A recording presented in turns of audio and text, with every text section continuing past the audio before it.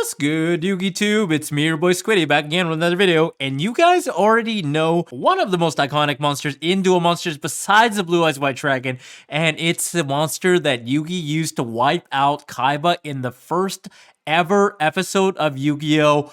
Exodia, the Forbidden One.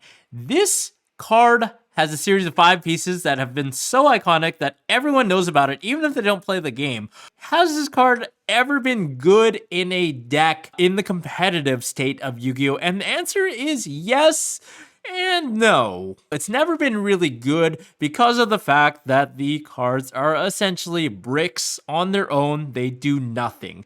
Let's say you're playing an Exodia deck and you open up with, well, like 3 pieces and 2 cards. Chances are you're probably going to lose that game because your 2 cards are the only cards that you can play with to try and have a chance at drawing into the rest of the pieces of Exodia, which is sort of why it's never really done well at a YCS. I think the best it's ever done was actually make Day 2 and potentially Bubble. I know some players in the past decade, some names like Tyler Nolan, were actually playing a variant of Exodia with Blue Eyes White Dragon and actually did decent at some YCS level events. Bear in mind that most Exodia decks throughout the history have been solitaire decks that have tried to draw the combo on one turn. But the one time this deck actually did well at a major event was in the World Championship 2012. Jarrell Pro Winston got top 8 with this deck. And for those of you guys that don't know how World Championships work, it's essentially the top 32 best players in the entire world from every country that qualify through their respective nationals, or the World Championship qualifier, as we call it in North America, where we have like 2,000 plus players. And then only the top 6 players from America would go to that event, and so on and so forth for the other regions. So they were actually playing against the best players from Japan, from the OCG, from Italy, from Europe, from France, from, you know, the UK, so on and so forth. And he was actually good enough to get a 3-2 record in the Swiss before they cut to the top 8.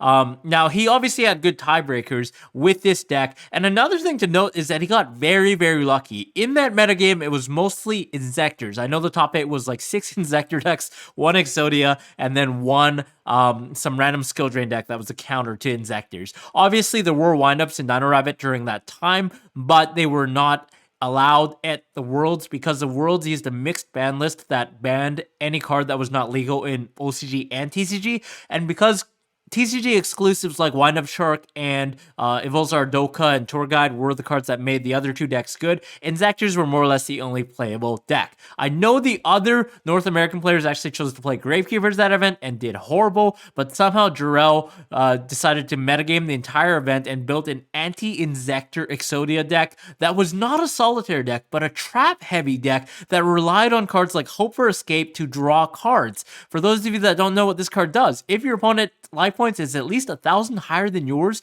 pay 1,000 life points and draw a card for every 2,000 points difference between your life points and your opponent's. So if your opponent has 8k and you have 1,000, that's 7,000 differential. You're going to draw 3 cards because there's 3 increments of 2,000 in that 7,000.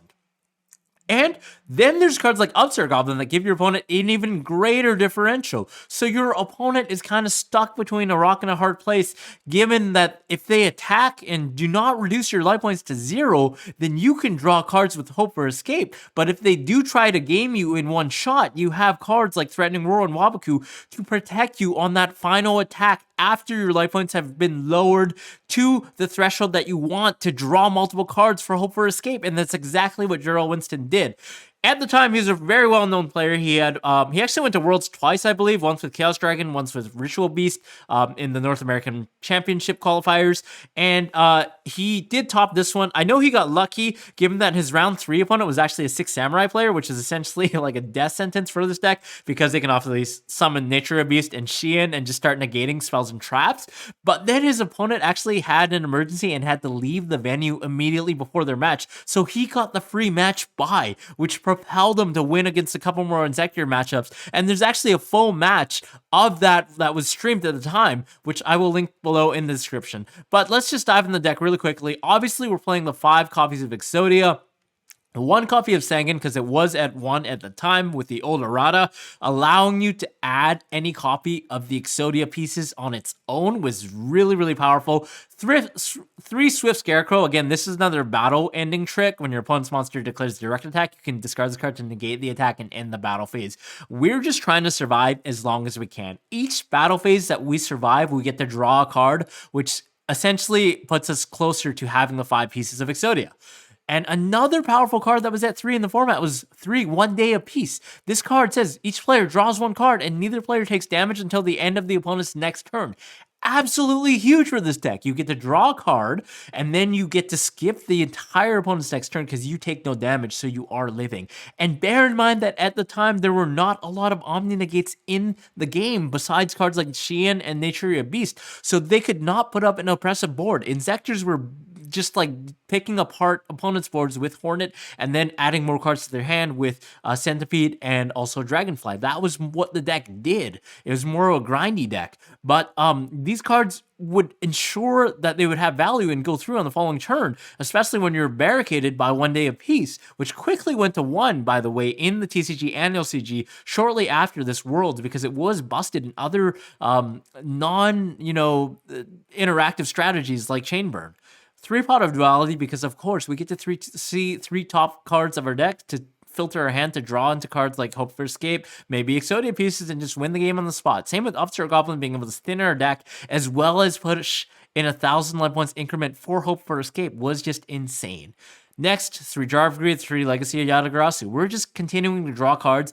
And same with Reckless Greed. Bear in mind, Reckless Greed, if you use 2 of them, they do stack. So you only skip 2 draw phases if you happen to activate 2, which was a popular strategy to actually wait until you had 2 or more copies, unless you were forced to activate 1, so you could get the most value out of them, given that you would only skip 2 draw phases instead of 4 if you activated them on separate turns. 3 Wabaku and Threatening Roar, again, skipping the battle phase and also being able to control it. So when they attack, you can take damage and set up for Hope for Escape and then Wabaku at the last possible moment. Accumulated Fortune was another card that stacked well with his chain. Activating as a chain link 4 or higher, you could draw 2 cards. So it was like Pot of Greed, essentially.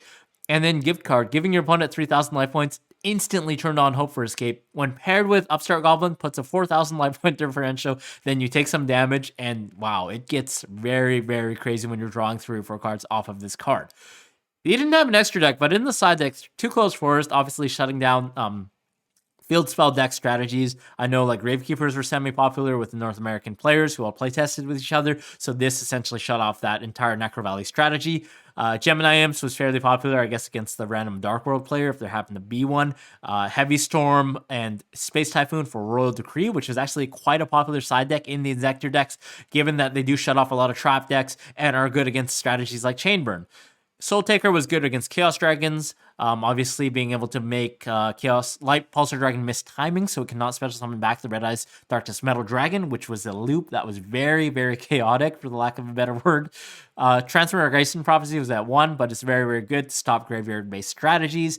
We had 2 Twister to stack on to destroy the Royal Decree, because that card just shut down the entire deck. And then 2 Volcanic Queen for the 6 Samurai matchup, I assume, or any Omni Negate matchup. So yes, needless to say, this is actually the one and the only time, to my knowledge, in Yu-Gi-Oh! History that Exodia has ever done well at a prestigious premier level event, and nonetheless it would happen to be the World Championship. He was quickly knocked out in the top 8 match against the Inzector player, who I believe either ended up winning or got very close to doing so. They were doing very cool plays like flipping over a Macrocosmos and then Solemn Warning their own Macrocosmos in order to pay life points, so they did not have such a widespread differential that Jarrell could use Hope for Escape to draw multiple cards. So very, very interesting. Definitely check out the match below that I've linked. And if you guys like this, subscribe, comment, and rate this video. I will see you all in the next one.